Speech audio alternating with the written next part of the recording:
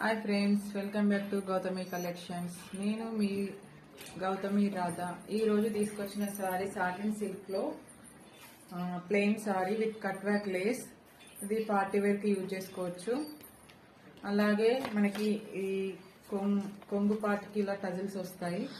చాలా బాగుంటుంది శారీ అనేది. ఇది మోడల్ ఇలా ఉంటుంది. మీకు నచ్చినట్టయితే ఆర్డర్.